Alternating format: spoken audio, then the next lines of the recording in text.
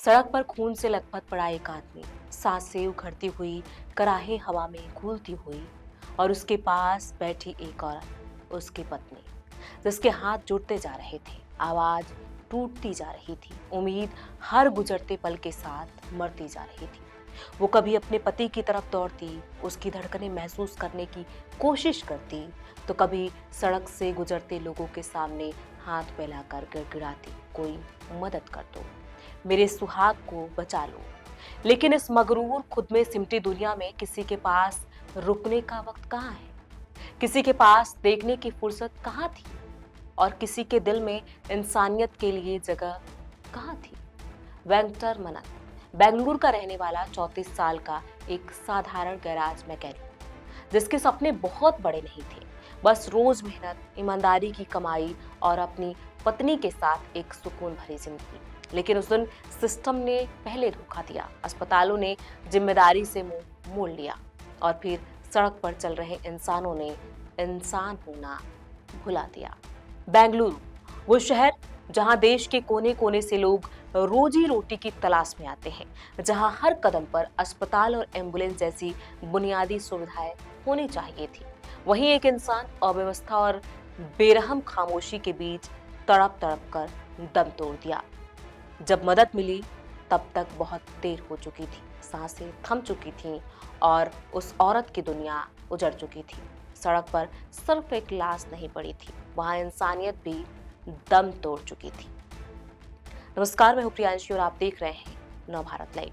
दरअसल ये पूरा मामला दक्षिण बेंगलुरु के बालाजी नगर का है, जहां 34 साल के गैराज मैकेनिक वेंकटर मनन अपनी पत्नी, 5 साल के बेटे, 18 महीने की बेटी और मां के साथ रहते थे। 16 दिसंबर 2025 की सुबह करीब 3:30 बजे उन्हें घर पर तेज सीने में दर्द हुआ। पत्नी उन्हें फौरन बाइक पर लेकर नजदीकी पहले प्राइवेट अस्पताल पहुंची, लेकिन वहां डॉक्टर ड्यूटी पर नहीं थे, इसीलिए इलाज नहीं मिला और उन्हें मना कर दिया गया। फिर वह दूसरे प्राइवेट अस्पताल गए, जहां ईसीजी किया गया, जिसमें माइल्ड हार्ट अटैक का पता चला, लेकिन वहां भी इमरजेंसी ट्रीटमेंट शुरू नहीं किया गया और न ही एम्बुलेंस दी गई।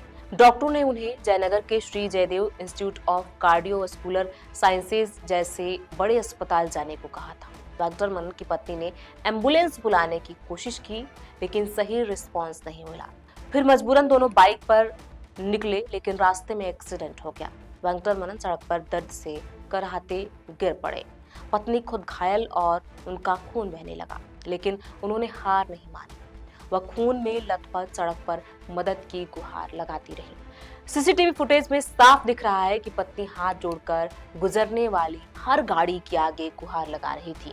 कम से कम 2 कारें, एक टेम्पू, एक बाइक और कई अन्य वाहन गुजरे, लेकिन कोई नहीं रुका। पत्नी ने बताया, मैं खून से लथपथ थी, मदद मांग रही थी, लेकिन कोई नहीं आया।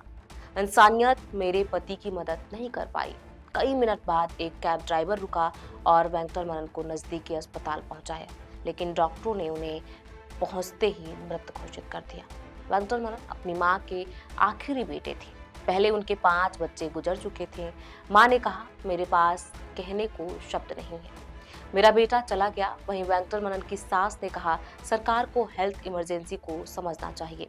मेरी बहू 2 छोटे बच्चों के साथ अकेली रह रही थी, अब उनका पालन पोषण कौन करेगा? दुख की इस घड़ी में परिवार ने बड़ा फैसला लिया और वेंकटर मनन की आंखें डोनेट कर दी। पत्नी ने कहा, इंसानियत नाकाम रही, लेकिन हमने अपना फर्ज निभाया और उनकी आंखें डोनेट कर दी। इससे 2 लोगों को रोशनी मिलेगी।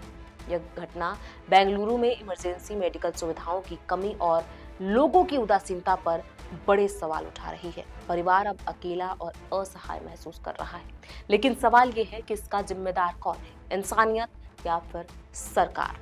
आपको क्या लगता है? इस पूरी खबर पर आपकी क्या राय है? हमें कमेंट बॉक्स में लिख के जरूर बताएं। बहुत बहुत शुक्रिया।